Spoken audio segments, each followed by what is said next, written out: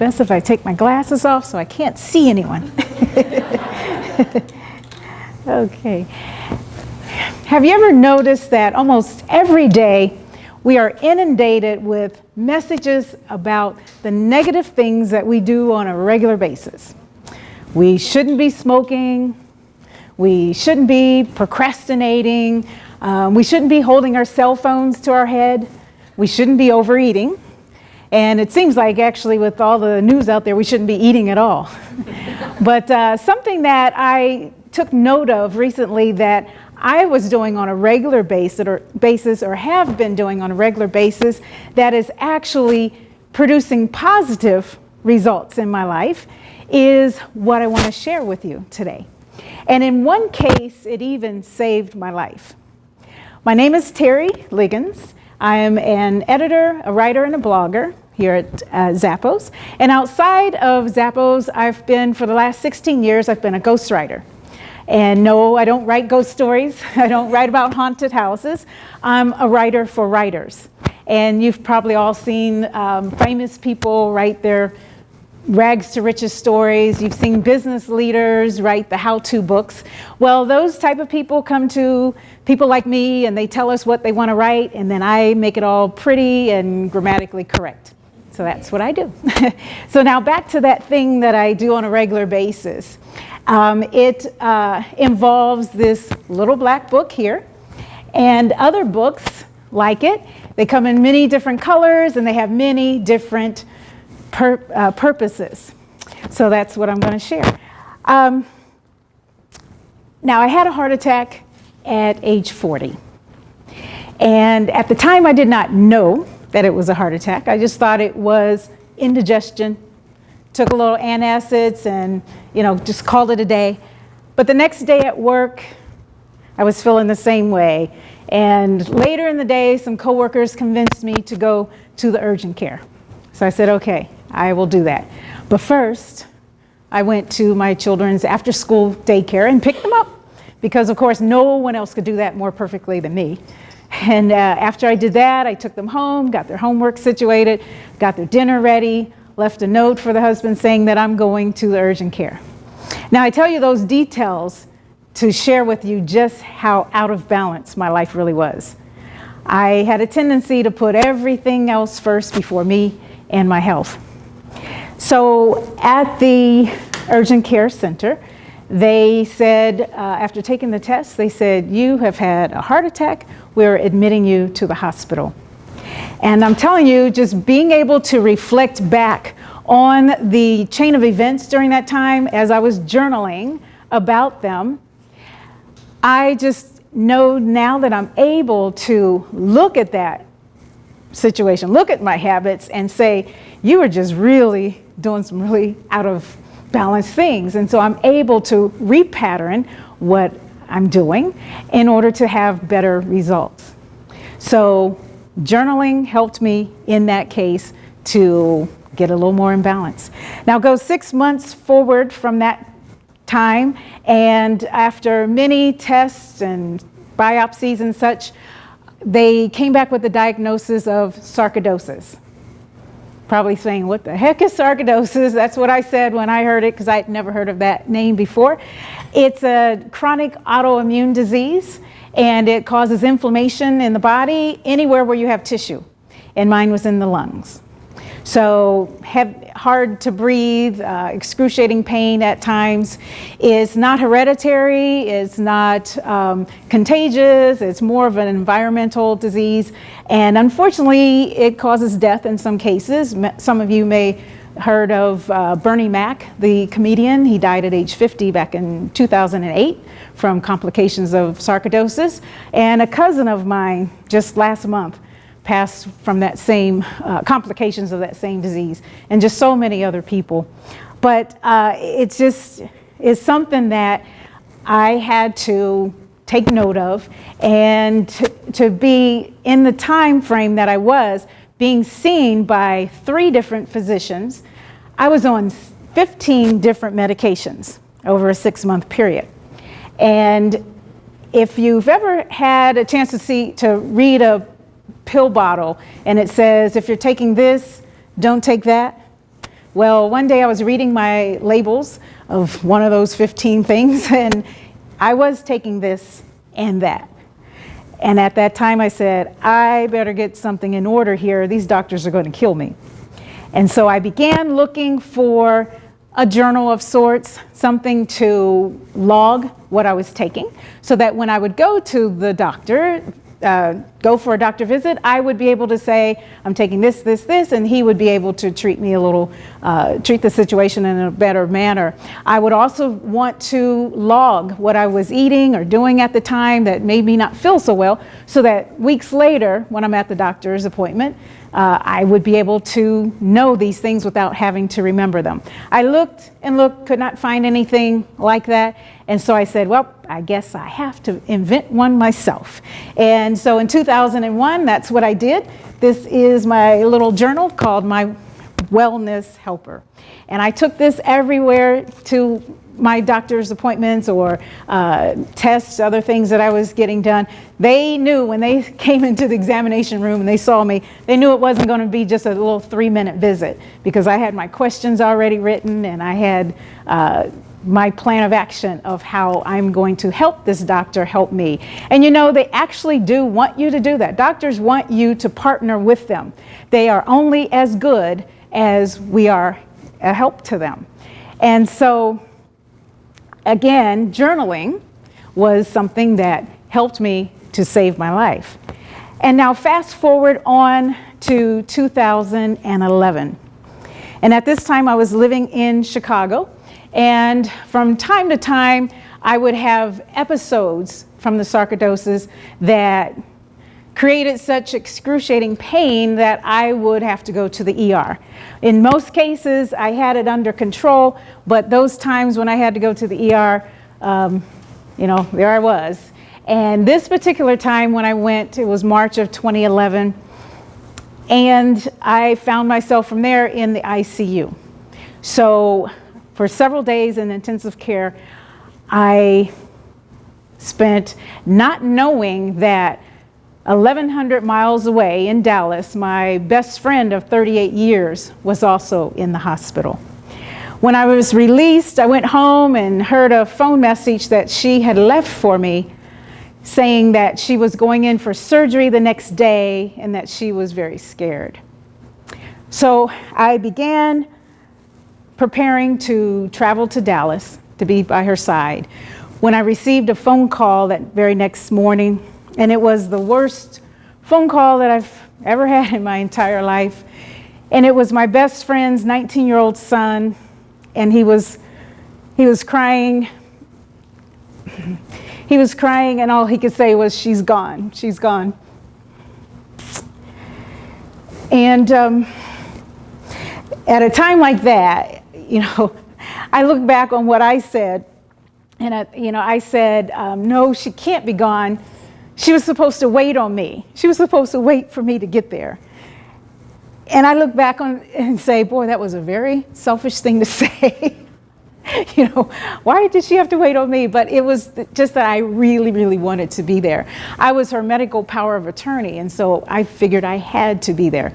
But I wasn't, because I myself was sick. I myself was in a hospital and couldn't get to her.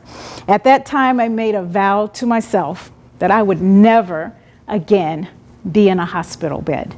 I can be of no good to anyone from that position. And God heard that vow. He probably read my journal that I was keeping. And a year later, brought a raw food gourmet chef across my path. And with the 30 years of nutritional research that I gathered from this chef, I learned things about food that I never knew before. I learned that food is God's most perfect medicine. And I took that information, I drew a line in the sand, and I said, this is the day. I went from SAD, which stands for Standard American Diet, to raw in one day. And I like to say that I went cold broccoli. And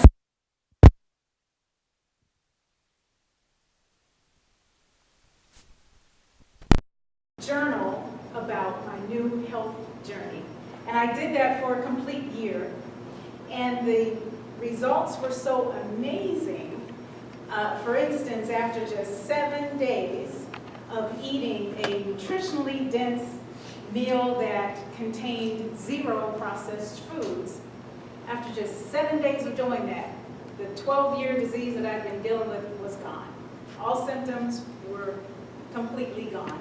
And that was 4 years ago. And to this day, I'm still 95% raw and still disease-free. So, I'm telling you, 4 years ago, if anyone had told me that I'd be living without a microwave, I would have told them that they were crazy, because I even heated my water in a microwave. So it really is something that took me to a whole new level. And so many people were asking me about it along the way. They were wanting to know, how did you do that? What foods do you eat? How do you shop for the foods? All these things. So there were so many questions that I figured, well, let me just write a book and answer all the questions at once. And so I was able to turn that 1 year's worth of journaling into an ebook that I had published, and it's called Get Your Raw On. And the subtitle is called Reach and Win Your Transition from Foods That Damage Your Body to Foods That Heal You. And I know the title is probably longer than the book itself, but it works. Many who have read the book have told me how it really has changed their life. It's changed the way that they have looked at food, and then has gotten them onto a better path. So I'm just always very humbled at the fact that just in restoring my own health, that I was able to inspire others to possibly do the same. And now one last example that I want to share with you about how journaling has changed my life is one that regards my children being lost. It was in 1997, and my daughter was just shy of her 7th birthday. My son was 4 years old. It was the first day of school. We were living in Dallas, Texas, and I had just enrolled them into a new daycare center. And it was about 20 minutes from our house, but it was on the bus route that my children took to a magnet school all the way across town. So everything was planned out perfectly. The day was going by very smoothly until I got a phone call at 3:45 in the afternoon. Asked me how I remembered that time. But I got this call from the daycare owner, and she was confirming whether or not we had the correct bus stop. Her van driver had been at the bus stop to pick up my children, and no bus ever came. And so I called the school, confirmed that, yes, that is the right bus stop, yes, the bus left on time, and yes, all of the children were on the bus. Mine should have been there too. So I went racing out of the office, zooming down the street, and halfway to the daycare center, I received a call back from the lady, and she said, "We have them, they're safe and sound, they're here. I'll tell you all the details when we get here." And I must say, it again, because of journaling, this was 19 years ago, and if it weren't for all of the details that I wrote about during that time, I probably would not believe the turn of events leading up to the whole resolution of that situation. The bus driver that day was either drunk or mental, and he took those children, that busload of children, on a ride to who knows where for over an hour. None of them were dropped off at their appointed time, mine included. And when he got to the area where they were to be dropped off, it was, and this was an inner city neighborhood in Dallas, he dropped them off and left this 6-year-old and 4-year-old there all by themselves. And the daycare lady told me that they arrived to her place alone. That meant they crossed a 6-lane street. They walked 3 blocks in a neighborhood that they had never walked in before. And then they arrived at the correct address. again, go figure, how could that have happened? We had only gone there one time, and that was only by car. So, I asked my daughter, I'm like, how? Why? How did you do this?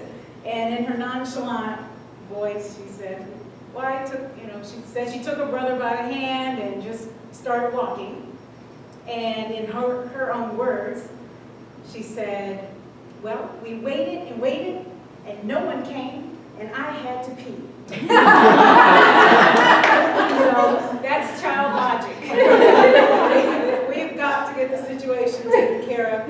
And again, how they ever made it, it just restored my faith in the fact that nothing but angels could have gotten there. And so, in conclusion, journaling has just been such an important part of my life in that, again, with the being out of balance, I can now look and read, with the help of mentors, I can repattern my steps and know how to keep the main thing the main thing. And by journaling through my wellness helper, I saved my life. Making that information public to those others who wish to read about it was a way that I could help others and inspire others to restore their health as well. And then again, with the incident with my children being lost and then found in that one day, it just keeps me knowing that there is a higher power that gets us in the right place at the right time. So today I would invite each and every one of you, if you don't already, I would invite you to just really engage in the wonderful therapeutic experience of journaling, because it could really be the outlet that you need for the successes and the positivity in your life. You deserve it, and your legacy awaits it. Thank you very much.